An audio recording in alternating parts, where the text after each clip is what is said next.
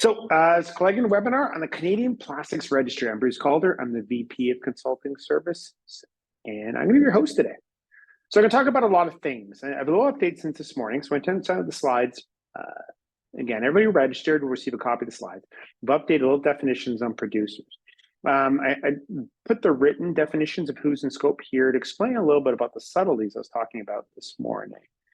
So I'm going to have a little summary. I'm going to talk about deadline and the scope, what's in scope of the Plastics Registry, the classification system, or the North American Product Classification System, also called the variant ASML codes, and how we do it. So how do you actually report the plastics in your electronics and in your product packaging, and how we do it with represented products, how we create plastic templates, leveraging some direct data and some plastic models, and we combine them with a sales volume to get your whole submission for the year. So the webinars tend to be 50 minutes. It was a little bit shorter this morning. However, Q&A went on for a while. And if you have any questions during or at the end, feel free to put it in the Q&A, and I'll try to get to as many as possible. Lots of good questions this morning. So Canada's announced a registry. So by the way, whenever you see that kind of bluish purple writing with the underline underneath it, that's a hyperlink here. So when you get the slides, you can hyperlink and take a look at the legislation yourself. It's Canadian, so it's a bit of a hard read. It'll have things like, items in section 1 are in scope and category 1 items, and they have to complete items A and D to F of part 4. It's not very helpful. It's a hard read. It'd be really good if they actually just wrote it all down in one spot. But basically, it's written like an object-oriented software, but it's legislation. So it's a bit of a tough read, so I'll try to summarize it here. It's still new, so we're still learning as we go. And there's always a little bit of fine-tuning here. But in scope are product packaging, single-use or disposable plastics, but not all single-use or disposable plastics. There are many that are out. Electronic and electrical equipment, and basically following the EU RHS rules. Agricultural products, textiles, automotive, and construction. Strange enough, under construction includes things like here, like maple syrup taps. So little taps you put in trees, kind of around this time of year, maybe a little bit earlier, and run the lines from it to collect maple syrup. Those are in scope. It's actually a little bit earlier this season here that's done. Very Canadian thing. Lobster pots are under construction too, which is pretty interesting. But I'm going to focus mostly on electronics and product packaging here. So where this all came from, why? So Canada hosted the UN meeting on plastic waste, the 4th meeting on plastic waste. It was downtown. It was about a week ago. It was pretty close by, within driving distance from here, easy driving distance. And at the Plastics Waste Conference, right beforehand, they announced the Plastics Registry, the final legislation. The Plastics Registry, we've known about it for months. Anybody who's signed up for quarterly updates with it or monthly updates, we've been talking about it for some time. It was pretty well a done deal, 6 months ago. And we've been talking about it since then. And of course, a lot of the processes I can talk about are like, we didn't invent this since like a week and a half ago when the legislation was finally, finalized. We've known about it for a long time, and we're keeping people up to speed on it. So we have a lot of internal processes already built for it and continuing to improve. Canada also has a zero plastic waste by 2030, which is not going to happen, but that is their speaking point. You can't get rid of the circuit boards. Circuit boards are unrecyclable plastic waste, epoxies. That's not going away by 2030. You're not getting rid of circuit boards by 2030. You might find replacement, broad application of it is not going to happen by that time. But a big part is they're hosting the international meetings. Of course, they did the announcement during it, which is what we expect. So anybody keeping up their quarterlies, we've predicted for some time they were going, the government here, it is an election year, did the announcement of the Plastics Registry, which we've known is coming for a while, but did it while they're hosting the international UN meeting on it. And they're right serious, the Ministry of Industry, which does look like a James Bond villain in this one, or worse. But again, any still shot's not a fair picture of anyone. Canada is requiring plastic makers report on production of waste. This is from media. And also it's on the government website and their announcements. It would be difficult for them to turn back now. They might be able to tinker with it, not very likely either. You might not even see any tinkering. So you're pretty well looking at what it is. So when you get to where you are in the stage of the grieving on whether or not you're still in denial or anger, once you get to acceptance, we're talking a lot more of what you have to do. So in 2025, so there are more in future years, but in 2025, the plastics in product packaging, single-use or disposable plastics, but only a set small list. The actual middle one, single or disposable plastics, is less than what we think. And the entire electronic and electrical equipment group. They're trying to copy the EU ROHS list, which is electrical and electronic. Canada got it backwards. Maybe it's a double translation issue. Happens a lot in Canada when you translate stuff from English to French and back to English. It can go sideways sometimes. Definitely from personal experience, most of us grew up with French in school, and it goes back and forth a lot. Deadline for registering the plastics, reporting the plastics in your electronics and in your product packaging is September 29th, 2025 for products manufactured in or imported into Canada in 2024. Now, who has to do it? It's the producer of plastic products. And plastic products includes plastic packaging and electronic products. Even though electronic products may be mostly non-plastic, it has plastic in it, it counts as plastic. You only have to report the plastics in it, but electronics are in. I'll show more about electronics in a moment. So producer is a bit complicated. So who has to report is the brand owner who resides in Canada, who owns the brand. However, the brand owner will not necessarily know all the time what their products coming into Canada are. So in many ways, it's really number two, it's the importer's responsibility. However, they can point back and say, hey, the brand owner should report our volumes, which is perfectly valid, but the importer has to make sure it's done. And the brand owner doesn't have to necessarily be aware of what other distribution arms are the people are selling of their product. That's not normally a requirement. So it's a bit of a complicated thing. It ends up being the brand owner if they're in Canada. If you don't have a Canadian entity, then it's the importer. And you can actually report outside of Canada if you choose. But it's theoretically the brand owner. However, the brand owner may or may not know what the importers are bringing in. That's why the importers are number two. If the importer knows the brand owner has done it, they're fine. Or the importer includes their volumes in the brand owner's information. That's fine. The brand owner is primarily responsible. However, the brand owner can also say, we don't have full control of what our product comes into Canada. So the importer is, in many ways, is equally as responsible. They just want somebody to report it. They don't want double reporting. As long as somebody reports it, they're going to be happy. They try to make the brand owner responsible. However, the importer, in many ways, is as or more responsible because the brand owner doesn't necessarily have control of what of their products gets into the country. They may or may not. They may have volumes, they may not. They may sell to a distributor who sells all over North America, and they can't tell the Canadian shipments from the US one. If there's neither, it's the retailer problem. So by the way, this is all written by the retailer. Canadian retailers are very, very, very strong in Canada and the US. And they would have made sure that they got to the people writing this and said, hey, we want to make the brand owner and then the importer, and we're only responsible if there's nobody else. And so if the retailer is the importer, so in many cases, the retailer will be an importer and they'd be responsible. And that's why they managed to get the brand owner stuck in front. So they can point at the brand owner and say, no, you got to report our volumes. We know what our volumes are. You have to report them. So in many cases, the Canadian retailers are importers, but they managed to finagle it that they can place the burden back on the original brand owner if they're in Canada. If not, then if the retailer is the importer, they have to do it. But the retailers are very powerful here, and they've written it to give themselves as little responsibility as possible. Now, in fairness, the retailer, they will have zero to no information in many cases about the plastics report. They can ask for it and demand it in many ways, and they have a lot of control over that. They have the most power of anybody, demand it from their suppliers. And then there's this whole marketplace facilitator thing. It's really basically whoever's bringing it into the country is responsible. But the structure, the brand owner is up front, and all the people down below can point at them. The retailer just really wants to point to the brand owner. And that's how it's written that way. However, the brand owner doesn't necessarily know its volumes brought in by other people. So that has to be communicated by the retailer / importer. It's kind of a bit of a messy thing. The way it's written is very much, hey, retailers are the guys with the power, and they got it written this way. So if the brand owner has an entity in Canada, they're responsible. However, they may not know all the volumes for everybody else. So the importer is equally or more responsible if the brand owner doesn't have an entity here, or many companies are actually many different actual companies under one umbrella. There's a lot of argument that the brand owner doesn't have an office here. It's kind of an interesting challenge. Because the brand owner for their vacuum cleaners may have one here, but they're one for their medical devices isn't. They have the same top brand, but they're not the same. So that's an interesting problem. You can basically see this is written by retailers. So who's in scope for electronics? Short summary of the previous slide, somebody has to report. If the brand owner's in Canada, Canada get at it. If brand owner's not in Canada, Canada can't get at them, so they're going to go after the importer. It was written by retailers. The retailers try to give themselves the absolute least responsibility of all.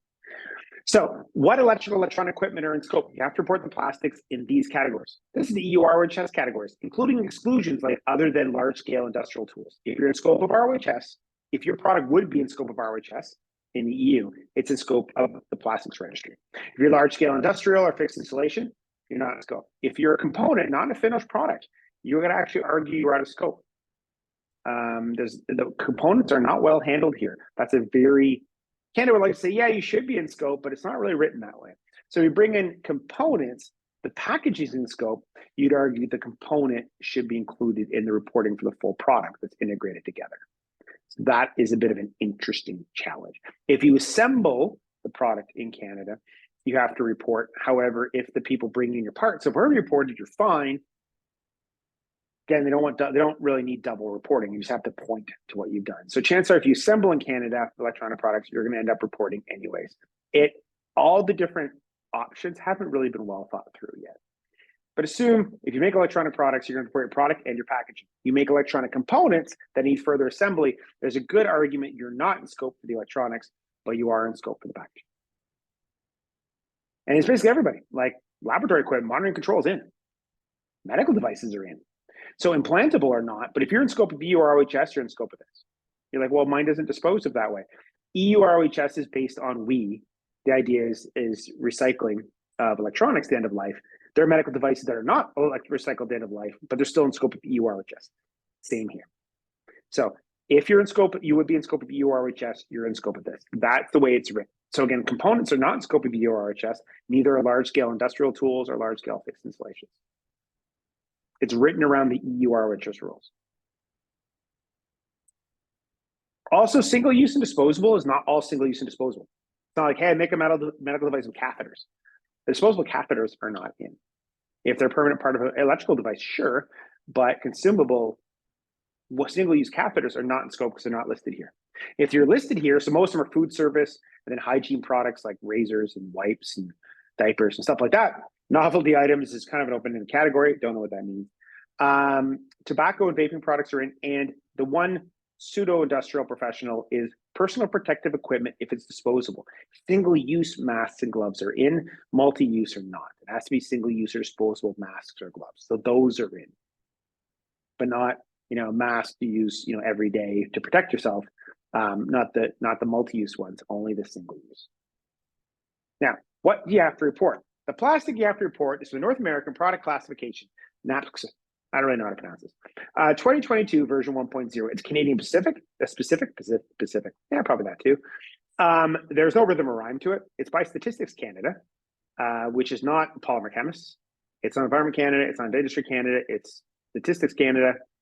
They do numbers.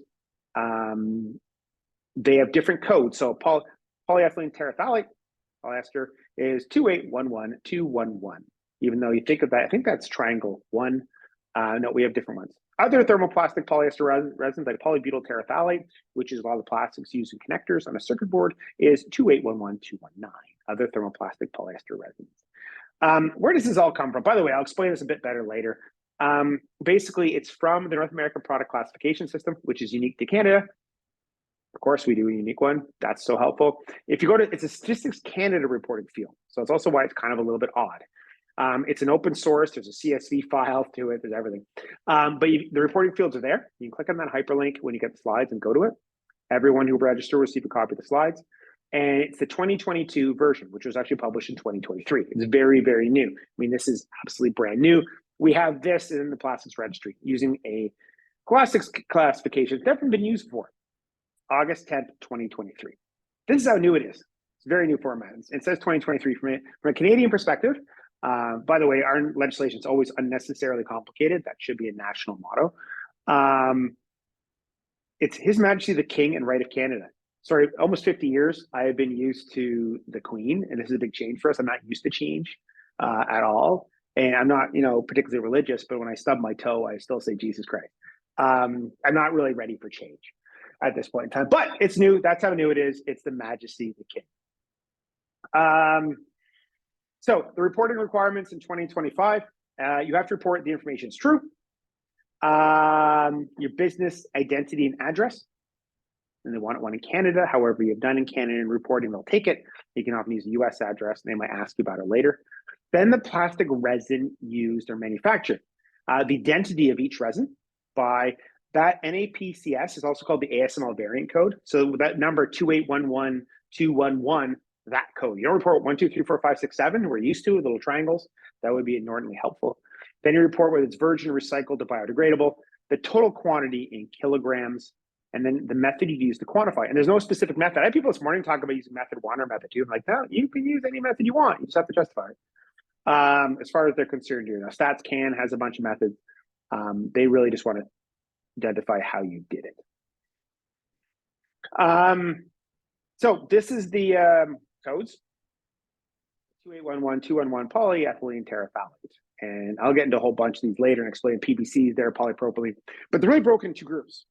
It's thermoplastic. Thermoplastics are, and I'll explain in a moment, plastics you can basically reform or recycle. Thermoset are kind of stuck the way they are, and you're not really recycling them. And so they're much more interested in thermoplastics, and they really hate the thermoset. But thermoset is everywhere. Now, interestingly enough, I'll talk about in a minute, elastomers, rubbers aren't in. I don't know if you know the difference between a polymer and elastomer and how they actually draw the line. That's fascinating because they often have the same cast number. Thermoplastics do not form any chemical bond when curing and make them remoldable and recyclable. Acrylic, polyester terephthalate, polypropylene, polystyrene. By the way, polyester is a huge family of things. Polystyrene, nylon, and PTFE. So PTFE, as much as they want to get rid of from PFAS, is one of the thermoplastics. You could reprocess PTFE, not as easily. It's pretty resistant to everything, but it's a thermoplastic. As opposed to its replacement, silicone is a thermoset. You can't recycle silicone. Thermosets strengthen when cured, but form chemical bonds to make them impossible to remold. These are basically unrecyclable. There's a different polyester, silicone, melamine, polyurethane. So some of these are actually both categories in epoxy. So polyurethane also is thermoplastic polyurethane, TPU, which is a thermoplastic. So saying polyurethane is a thermoset, it is most of the time, but TPU, thermoplastic urethane, is actually listed as thermoplastic. So polyester and polyurethane are actually very complicated. They have so many different variants of them. Some are thermoset, some are thermoplastic. The epoxy in your circuit board is a thermoset. It's not getting recycled. And so it's in thermoset other. It's one of the categories. So one of the big differentiator is whether it's thermoplastics or thermosets. Just to be annoying, polyester can be both and polyurethane can be both. Just to make your life difficult. So these are the main categories. And lots of good examples in electronics, polyethylene terephthalate, PET, that's the plastic on the top of that connector there, the electrical outlet, that's PET. It can be a lot of other materials, but this one's polyester terephthalate. And connector type, very common, polybutyl terephthalate, which is a different polyester resin, thermoplastic, really common as connector in electronics. And then PTFE, it's an other thermoplastic resin. PTFE is a thermoplastic. It's a repeating chain. It's a thermoplastic. That's where it goes. I believe, now I can't remember offhand, but I think polycarbonate is in the same grouping. Polycarbonate you don't see listed anywhere else here. I believe that's also a thermoplastic, but I'm doing that from memory. And PTFE there, and then epoxy. So your circuit board epoxy is thermoset resin. It's other resin. It's not phenolic. Some of your electronic components will be phenolics. So if you ever try to cut up a phenolic, it'll powder on you. That's a great way to know it's a phenolic before you'd even do testing. But the epoxy in your circuit board is other thermoset resin, but it's reportable. So the plastics are reportable, sweet, but the rubbers aren't. Okay, but they're both polymers. Yeah, one's a elastomer, one's a polymer. It's a complicated, it's compound, not cast number. Close enough. So and in synthetic rubber, thermoplastic elastomer is on the previous page. And thermoplastic polyurethane is on the previous one. Thermoplastic polyurethane is a rubber. It's that rubbery outer protective coating, say of an iPad, like when you put like a protective case around. It's rubbery. That's TPU, thermoplastic polyurethane. But it's on the previous page. So synthetic rubber, we're guessing, a silicone rubber, and other ones are not in the previous page. If you're listed specifically in the previous page, you're counted as a plastic, even though you might have the characteristics of elastomer. FKM is here, silicone rubber is a synthetic rubber, nitrile rubber, SBR rubber, EPDM All the rubbers are over here. Isoprene. Interesting question what neoprene is. What's neoprene? That's a really good question. Is that a rubber? I'm probably going to say it's a rubber, but that's a really interesting one to look at. And they're not reportable. So a lot of your gaskets are funny. The rubber gaskets are generally not reportable. So if you have a pump system, your gaskets are mostly rubber and not reportable. You use a solid PTFE washer, it's in. Just make your life difficult. So what has to be reported in 2025? By the way, it's all brand new, and I'm sure we're going to refine what we're saying about this over the next little while. I mean, this presentation is about a week and a half from the release of legislation. So we're pretty organized about it. We know how to do it, but there's always fine points of the legislation. I don't think that, the Canadian government hasn't really gone over all the different options yet and haven't realized all the hidden kinks in it. So you have to report your product packaging, irrespective of what your product is, electronics or otherwise. Single-use or disposable plastics, but it's only that set list, which for most of you guys is not really anything. So you have a disposable or single-use catheter, or you have a, vials or whatever. They're not in scope unless you're in the food industry. The previous one. And then anything that's in scope would be in scope of EU ROHS. Obviously, North American products are normally not EU rated. Anything in scope of EU ROHS or would be is in scope of this, and you have to report the plastics in. And it's for September 29th, 2025. And some people might be in some different end of anger or grief or denial, but it's a real thing. On the bright side, if you're doing PFAS, it has a lot of very similar processes where basically in PFAS, we're really just identifying your fluoropolymers and fluoroelastomers. This one, we're identifying all your polymers and amorphous polymers, which are epoxies. There's a lot of compatibility.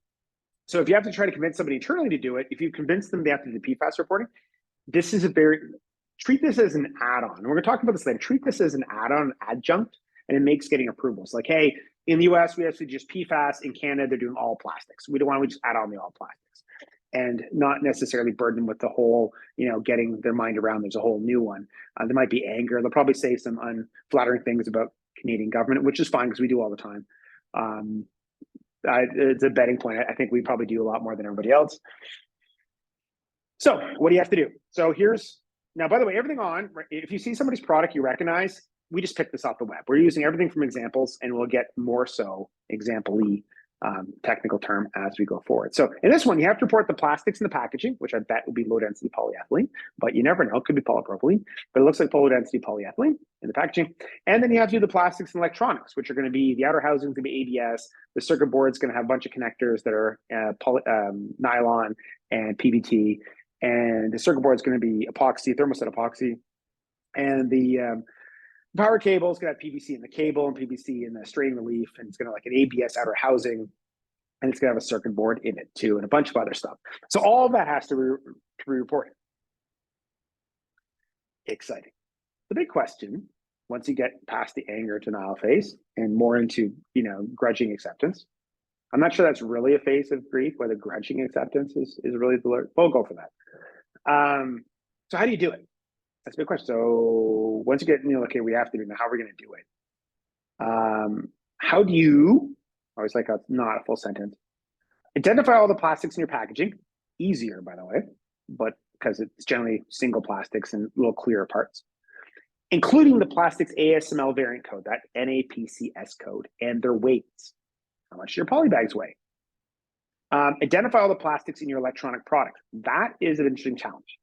And we have a plan for that, and I'll explain the plan, including their ASML variant code and weights. If you send the ASML variant codes or that NAPS plastics form to your suppliers in China, have a good time. That's going to go the way you'd expect. We're going to take a Canadian-specific technical thing, and we're going to send it to Asia and see if they can enter it. It's awesome. They probably can eventually. They'll do translations and everything, but not anytime soon. If you do that, I hope you like headaches from banging your head against the wall. And then you have to combine it with your Canadian import or sales data to blend it together. So how do you do all that before September 29th, 2025? Okay. So how do we do it? So we do it all. We've been prepared for this for a long time. We have a process that does it already. We don't really let moss grow under our feet. We move along. And it's so compatible with so many other things we're doing. As we develop new processes for PFAS, for example, and even more better and more efficient processes for PFAS, we've been adding in the plastics registry with it. So how do we do it? Okay, So I'm going to take how we do it for real, and we're going to create a fictitious client because I want to use lots of practical examples. But we can't really use anybody's specific product. So we're just going to create a fictitious client.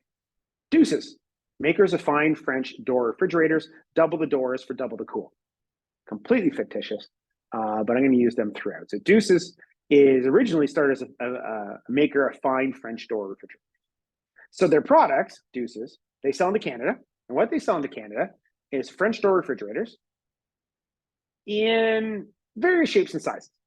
That's the other complications. Often you make something, but you make something with a lot of variations and alternative parts, et cetera. Don't worry too much about that. We have a plan for that. Because that's not the hard part. And they realized, you know what? We make it for consumer. You know what's a good business? Make it for medical business. And they sold a lot because they said, hey, if you're going to charge the rates charged to hospital, you can't have single door refrigerators. You need French door refrigerators. You can't be a peasant hospital. What you're charging the people and try to separate yourself, you need French door medical refrigerators. So they got into the French door and the medical refrigerator business and selling quite well. And they'll say, hey, you have two doors and one fails, you still have a second door, et cetera, et cetera. And of course, their French door refrigerators, consumer ones, were pretty good, and it uses a lot of pumping and systems in common. And then they realized, hey, wait a minute, a lot of our real efficiency is the technical side where we have the pumps. We can make some industrial coolers. That seems to be a real need where we can cool large buildings instead of a whole air conditioner and the whole thing. So they started making industrial coolers. By the way, these are probably real people's products. If they are, just ignore that. These are really just Google images to be representative, and with the Deuces logo sort of slapped on each one of them. And to add fun, they also, refrigerators and all these things, they're longer lasting. They have repair parts and spares and accessories for all of these products. So how do you handle this? Short answer, we can make the problem go away. Like, we can just solve it for you. And I'm going to tell you how we're going to solve it, but you don't have to go that far. We can literally make it go away. Just explain it, we need to do PFAS reporting and plastic registry reporting. How do you want to do it? We'll actually tell you. Here from your products is like this. You don't have to do a lot of preparation. We know what we're doing. Then we can do the work and give you the answer. We're very answer focused. Like, this is the answer. Here you go. You can submit it. And you can go on to all the other compliance or other things you have to do. Long answer. Now I'm going to explain the long answer. So the short answer is we can just do it for you. We create plastic declarations for representative products. Once we have the representative products, like these, we take one French door refrigerator. Yeah, but you have many different types. I'll explain.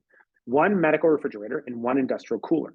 And we build declarations for each one of these. Very similar to what we do for PFAS. We create PFAS reportable declarations for each one.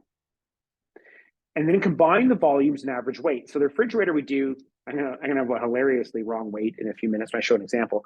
But imagine the ones you did were the one representative product is 50 kilograms and the average one is 40.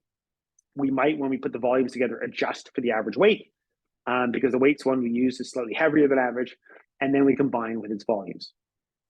And once the data gets all merged together, it's pretty close to right. When we're doing measurements on a lot of it, it's pretty funny.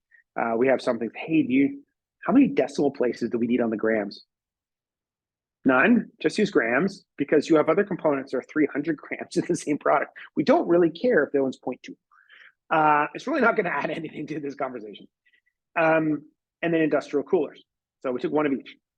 And then once we've got basically the main products. For the repair parts, we say basically, hey, for the repair parts you sell, we'll assume one's for refrigerator. Let's look at the average weight. How much repair parts you sell a year? Is that equivalent to the repair for the average refrigerator? We sell spare parts that would average about to 5% of the refrigerator's weight. Awesome. We'll just adjust the volumes of refrigerators by 5%. We may adjust some of the packaging numbers, but that's about it. So typical product is this one. So French door refrigerator. So we start with this one and we identify the plastics and the representative product in its packaging. We often select, so if we have it in the lab, so basically any project you have right now, you can have an as fries value. You can just add this to it, especially in a PFAS project. They're completely compatible. One, we're doing fluoropolymers. This one, we're doing all polymers. Well, we're doing fluoropolymers and fluoroelastomers. This one, we're just doing all polymers. We have it handled. If, of course, the outer plastic, if you already know what it is, and it's a really large, expensive one, we have a different way to do it. So for the largest plastics, we often have testing. We can research it, but honest to goodness, testing what a plastic is minutes. It's really just easier. You're like, hey, you can get it from the supplier. Yeah, can I do it in 90 seconds? I'd rather just do it.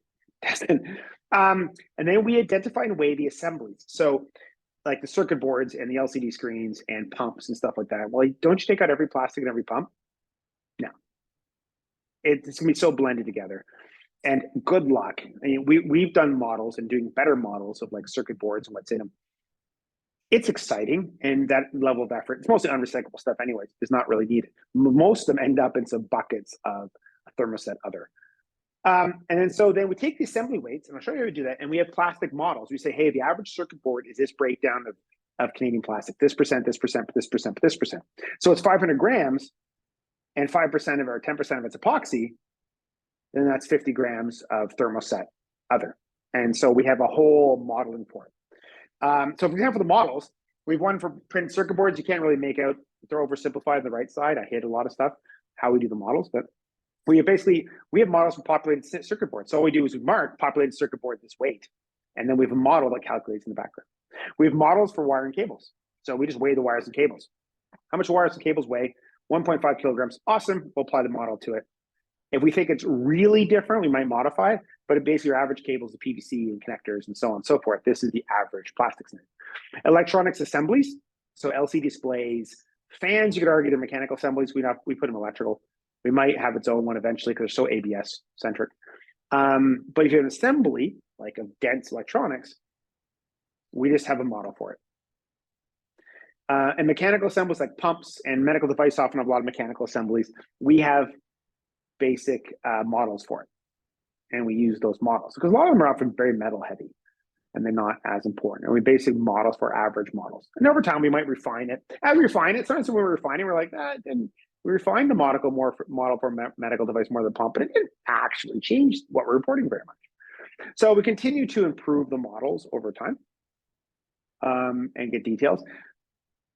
But if we're having trouble sorting it out, our system, by the way, whatever we're doing here, it's just going to be so vastly superior to everyone else. We're trying to do our big focus for us is try to get the absolute most compliance for the least effort for you, the least cost. Whatever we do here, our methods of reporting are to be so vastly superior to everybody else's and a lot easier and faster. One of the ideas we prepared for a while. Everything we do is not like knitting. Like we're not trying to hand sticker this together every time. It is literally an operation in the background, which is grind that just goes. And as year 2 goes on, our models are going to get better and our weight process will get better and it's going to get more detailed and so on and so forth. And we'll get, even when it's still, you'll see it doesn't really change the numbers that heavily as we get more distinct. Especially when we get detailed little LCD screens, really you actually have 1.5 grams of nylon, not half a gram. Yeah, it's really not going to affect much because there's a piece out there that's 400 grams of nylon in the same product. So in the end, we give you an answer. And this is product and packaging merge. They haven't opened the website yet, but it's probably going to report your packaging separate from your electronic products. So this one's probably going to be separated. It's really easy for us to do, by the way. And you'll have here are all the different codes you have to report. Here is the number of grams in that product and its packaging, and the percent that plastic is. Because this one says it's 25 kilograms, not a chance. The refrigerator would be way heavier than that. But anyways, it's a good number. So if you say, hey, let's apply this to a 50 kilogram version, you just take the percentages, and it gives you numbers of the weight. And so it gives you might choose to use the gram side, you might choose to use the percentage side. We find probably in practice you can use the percentage side.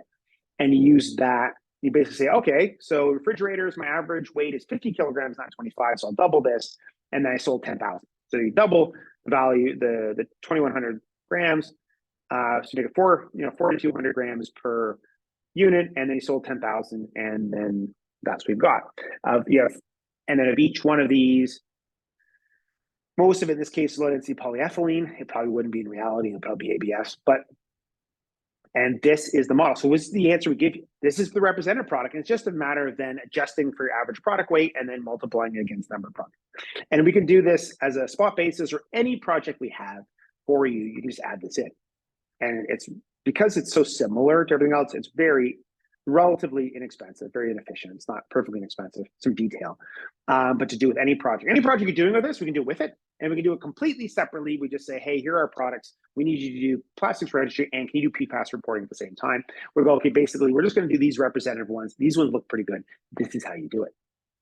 Oh, okay. So we can add it to any project. So any project we're doing, we can add it. Like it's again, if we're reporting the fluoropolymers and fluoroelastomers, which is way more detailed actually, reporting all the polymers isn't so bad, especially if you use some models for complicated things like circuit boards and really finicky stuff. It's very, very compatible to PFAS reporting. Also, PFAS reporting is May of next year federally, and Plastics Registry is September. So everything lines up. The other advantage is you may have been able to convince other stakeholders or your company that you're not insane. You actually have to report all the fluoropolymers in your product, your PFAS, to the US government. And then now I'm explaining, now we're gonna have to report all the plastics in our packaging, that too, and inside our electronics. That's ridiculous. Okay, or we already report the fluoropolymers in products. Why don't we just add it to it? And so it's just an additional cost, the same project. And it's a lot easier to sell, we're seeing internally, or we project to see internally. Okay, so once the plastic registry output's completed, we combine with the sales volume, adjust for average product weight, because if that other fridge is no weight, 25 kilograms, but let's pretend it's 25 kilograms. And the average for refrigerator is 50 kilograms, it's a little more realistic. We then apply the numbers, we double the weight, and then multiply against the sales volume. And then we add a correction for accessories and repair parts. Say, hey, for the average refrigerator, you have all these spare parts and repair parts. What percent of weight of the refrigerator do you think you replace each year? I'm like, oh my goodness, with the pump and everything, maybe 3%. Awesome, we'll add 3% to the volume of the refrigerator. And then is it all your packaging basically the same thing? Yeah, it's really all polyethylene, polybag. So we'll up the polybag numbers, and that's it. So not getting a sheet with all the different repair parts you can send, and the refrigerator is 1 billion repair parts. Not worrying about all the detail. On average, what do you think of the weight of the refrigerator to replace each year? 3%, something might argue 5%. If you don't know, Government of Canada doesn't know. And the numbers get blended anyways, and it's close enough.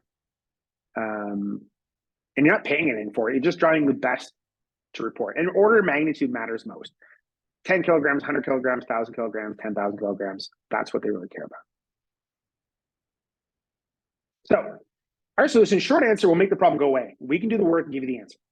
So we can do all these things and not worry about all the details. And we can combine it with PFAS reporting. You got to do that anyways from A, like we can do both. Why don't we just fix the problem for you? We're the best in the world and the most efficient. Best doesn't just mean like the most technically proficient, which it does also for us. It means we have a real plan that it just goes and works. And you don't have to sit there and bang your head against the wall. You want to send those ASML variant codes to all your suppliers in Asia? All the power to you. I'm not sure what we can do with it. And even when we go to suppliers and we get weights back, just the weights of the component never add up to the weights of the product, even remotely. Like they're not even remote. And almost all supplier data, when you get to the end, you're like, because we have a test lab. When we look at restricted material supplier data, the chance of it agreeing is so remotely small. ROHS, not bad. Everything else, horrid. Like there are tens of millions of products right now non-compliant in Europe for PFOA. And that's all supplier data gathering mistakes. And it has to do with nobody checks. Now that the government's starting to check, and Sweden has just published, the Nordic countries, what their enforcement testing plan is, and they've adopted a whole bunch of good input, that is going to change. So Statistics Canada, this is the ASML variant codes, or basically NAPCS list of codes that you have to report if you want to send this to your suppliers, even in the US. Good luck. Send this to your suppliers in Germany, whichever. Also excitingly, good luck. It's going to be exciting because as much as you might have trouble trying to convince it to your management this is real, they're going to have as much exciting time or worse. And one of the reasons why we do PFAS in general is that one's PTFE and PFA. They're right there. FKM is elastomer, not in here, as is FKM. Fluoracrylates are coating, it's not in here. So a lot of our processes for PFAS, it's only about 8 major declarable PFAS. People say there's like millions. I'm like, oh my God, they're just trying to sell you software. There's only 8, maybe 10, and that's it. Declarable PFAS, because if a physical product in the US, you don't have to report impurities and byproducts. PFOA, which is a byproduct, is banned in Europe and will be in Australia and Canada next year. That's bad news. That's a different problem. But from a reportable point of view, there's only about 8 PFAS. People are like, oh, there's 10,000. There's 8, maybe 10. Depends on your point of view. So we do it with PFAS because PTFE is right there. That's where PTFE is. So big thing is, short answer, we can make this go away and we can add it to any projects. or we can do the whole thing for you. Basically say, hey, this is what I'm selling. This is my business unit. What is it to do PFAS reportable and plastics registry? Oh, here it is. This is exactly what we're going to give you pictures, and this is exactly what we're going to do and how much. And we'll often tell you like 1 or 2 days later. It's a very much a factory operation here. Like we didn't really know what we're doing. We've done it a lot. Like Plastic Registry came out a week and a half ago. I know. We've kind of had a plan for a while and built up to it. We still have a lot of even more improvement as we go forward. We have a lot of improvement coming right now. It's really, really good, but we can add it to anything we do. And we do PFAS reporting at the same time, which is fantastic. So why don't you kill 2 birds with 1 stone? It's also a lot easier getting 1 thing approved. It's also a lot easier getting 2. But anything we're doing right now, we can add it to it. So I expect this one to go a little bit quicker, as I saw this morning, and sometimes I talk faster in the afternoon, and I save more offside things, and I apologize somewhat for that, maybe a little bit. So I'm going to get your questions. If you have any questions, please put it in the control panel. If you, we'll send out copies of slides to everybody who registered, hopefully by tomorrow. And then there should be a recording of this on the website, probably tomorrow or at the end of the week. And our previous ones are all there. If you go to our webinar website, on our website, you can see lots of things. All our previous ones are there. You can often slow them down, so I'm not completely, I talk too fast. I apologize for people that aren't necessarily English first language. A lot of my education growing up was actually French, and I'm not French first language, and I can definitely empathize with you. It's not that I'm like, I understand, I'm not helping. I'm definitely talking too fast, but you do get the slides, and you will be able to slow down the recording to play when you get there. Oops, and of course, and I did this morning. When I push the button on the right side, instead of it kind of makes everything go sideways. Computers. So when you say textiles, do you mean polyester content? So it's plastics. Fibers, textile fibers are a different category. So it's an interesting question. That's why textiles don't have to report yet. Polyester is, what you think of as fabric, is actually a very wide family of materials, of polyesters. And there's many different kinds of esters. There are many, many hard things that are polyester. That the plug on your electrical outlet, in many cases, is polyester. You're like, well, that doesn't feel like my shirt does. I know. Polyester is a very broad term. It's like saying PFAS.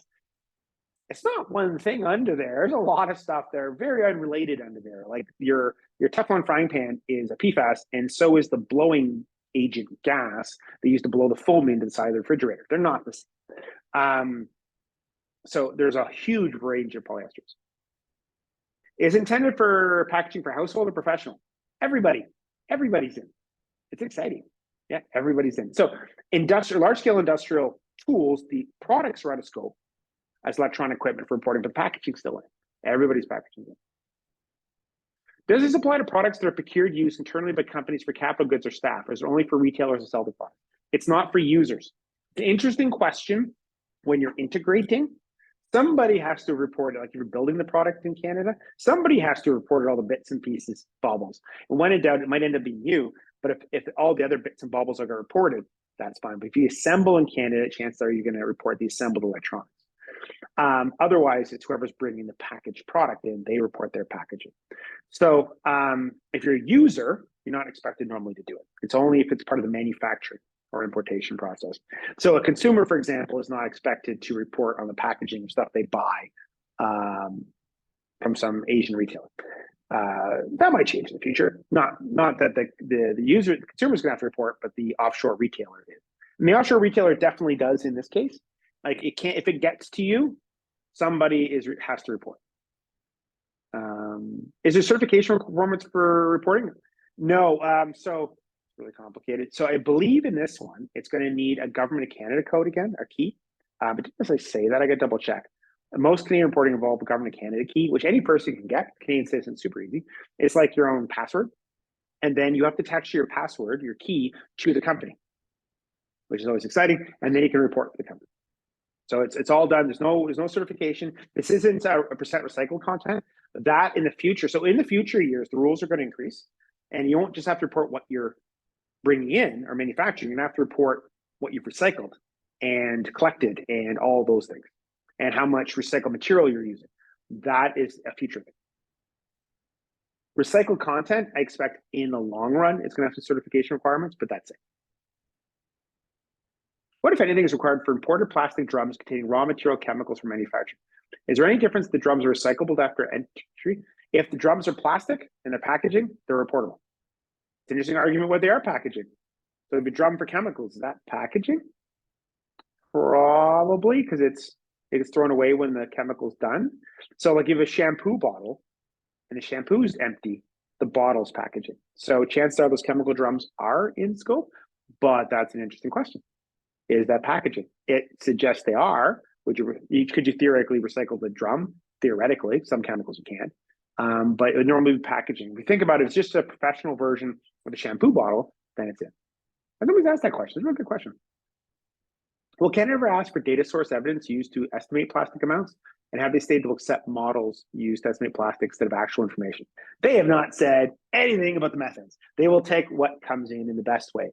If they think you're misleading, there's no money involved in it either. So there's no you're not paying a fee per gram or kilogram yet. So they want to make sure you've used a reasonable approach.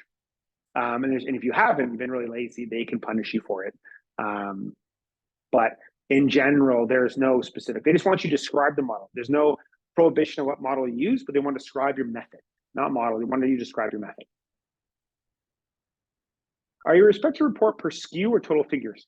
So the only separation is it's very likely you're going to have to report your packaging separate than your electronics.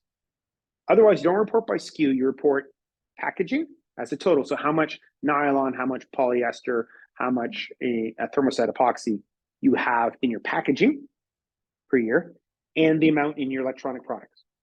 They're two different categories. And that's it. So it's amalgamated amount, but it's likely going to separate packaging from EE. But that's the only separation. This question came this morning. It's a really good question. Does packaging apply only to primary level or required to report on tertiary packaging like stretch wrap? Stretch wrap is in. So that's one of the adjustments we sometimes do when we look at accessories and everything is, we've done the representative product. Should we map in your stretch wrap? Often we get the product, we get some stretch wrap. So there may be an adjustment. I wasn't going into some of the details we make for, on average, how much shrink wrap to use a year and then report it. It could be PVD, it could be a variety of different materials. So it could be low density polyethylene, it could be a lot of things.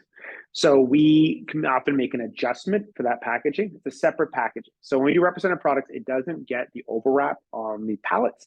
So we sometimes have a conversation on that. Will plastic packaging for oil, coolant, and other hazard types of products that are covered under EPR programs need to be reported to this as well? As far as it's written right now, I haven't looked too deeply on hazardous chemicals, whether they're packaging, any packaging exclusions for it. I didn't see any. I mean, obviously, you're not going to recycle it the same way. But right now, I haven't seen any exclusions. And right now, it's saying you're not paying any fees to report it. So there's no good reason to necessarily exclude it. So hopefully sound came through. I can see stuff on my screen where it's going back and forth with my AirPods. That's exciting. What components of PCBA would contain plastic or thermosets? Okay. So your populated circuit board is roughly 1/3 metal, 1/3 glass, believe it or not, maybe 25% glass, and about 1/3 plastics. And the circuit board has got a thermoset. It's got epoxy. All the connectors are all different things. They're polyamides and PBTs and TPU, and depending on what it is. And your actual chips are often a ceramic, which is not reportable. It has to be a plastic. And then your transformer is often inside a phenolic and a big black thing in the middle. So it's a lot of different plastics. So we use a variety of different models for it. You'd be surprised how many different polyesters and nylons you have in your connectors. Is PVC a rubber or plastic? Plastic. Because it's actually rigid. And the only reason it's flexible is because there is a liquid additive, like a phthalate in it, but it's not an elastomer. It's actually a polymer. And it's flexible, but it's actually because there is a flexibility additive in it, not because it's actually a rubber. It's a really good question. What category of polycarbonate ABS fall under? That question was asked this morning. Also, I've thought about it many times. Right now, we have it under ABS because there isn't a really good other category in there, but really it's a blended. And it may make sense to put it in thermoplastic other. That's going back and forth. Fortunately, the way our models are, it's easy to reconvert. ABS polycarbonate, by the way, is like your outer housing of your vacuum cleaner or your computer. It's super common material. It's also usually very BPA heavy. So you're getting a jurisdiction of bisphenol A. restrictions, it's the absolute highest BPA containing material in existence other than uncured epoxy. Oh, well. Here's a good question. Wow, some people know stuff. Is cross-linked PTFE still a plastic? Good question. So this is when you take a PTFE polymer and you fracture it so it becomes a rubber. And is it elastomer at that point in time? Maybe. Right now, we're just reporting as PTFE because it's so hard to tell apart. ePTFE, expanded PTFE, could be theoretically called an elastomer, but PTFE in general is seen as a thermoplastic. That's a really good question. By the way, when you fracture PTFE to make it a rubber, some of the fracture pieces react with air and create PFOA, and that's how you end up with non-compliant products. It's basically fracture or rubberized PTFE, and that's where most of it comes from. Is there an indication level of accuracy when it comes to data reporting? There's nothing listed in the legislation. Can the extrapolation be done to all products in the same family? So that's what we do. So we take one that's representative, we explain what we did, and we don't lie to them, just tell them the truth. Tell them we took a representative product in the method and we expanded it to the whole product line. As long as you tell the truth, there's really no downside. You just got to tell the truth what you did. You have to make effort to make it accurate. The higher volume or higher value your product, the higher standard of care they would expect. But you really just have to describe it. How is the Canadian Plastics Registry different than the reasonable plastics legislation compliance in the EU? They would like to be the same place eventually, but they're very different. At this point in time, it's really hard to describe the two. Both of them want basically no plastic waste to make things more recyclable. Right now, there's no recyclability content goals. Right now, it's just data gathering. So this is just a data gathering exercise. What about returnable plastic dunnage? So stuff they can return in the future years, they're going to ask you a lot more about what's returned and collected and recycled. That's not a year one thing. Packaging, I think, will come first. In a year or two, they're going to have to start reporting on how much they recycle. Is reporting for plastic packaging applicable to non-electronic products as well? Yes, it's all plastic packaging, irrespective of whether it's electronics or not. Does commercial fire alarm equipment that doesn't sell to the consumer apply? If it would be in scope of EU RHS, it's in scope of this. So it's a North American product, so technically it never would be. But if that product was sold in Europe, would you be under scope of the EU RHS, the electronics in scope? That's great. Ton of questions. Got to a lot of them. If I missed out on your question, please feel free to reach out and feel free to reach out for help. Also, definitely feel free to combine it with anything you're doing with us. And if you want just a quote, what it is, just ask. There's no downside. You can say no. We don't actually go and harass you very much at all. We follow up to make sure everything's kosher, but that's about it. We're very low maintenance that way. We're very process oriented, very technical. We like chemical things, big long names that make no particular sense. Oh, good. How about RHS exempt products like fixed mount aviation, automotive E? Automotive is in, but it's got its own category and it comes later. So automotive is in future years. I'm not sure it's as early as 2026 or future years. If you're not in a scope of EU RHS, you're not in scope of the EE category. You may, under automotive or construction, come into scope of those. And I mentioned earlier that it was just more than those three. Those are three for 2025. So automotive stuff has a later year. I can't remember if it's 2026 or 2027. They come in later. That's a really good question. Perfect. Well, thanks much, Lee. And thanks again for attending. And everybody who registered will receive a copy of the slides. And I should be sending out, slides should be sent out the next day or two, and recordings should be available by the end of the week. Again, thanks much, Lee, and look forward to hosting everyone again soon.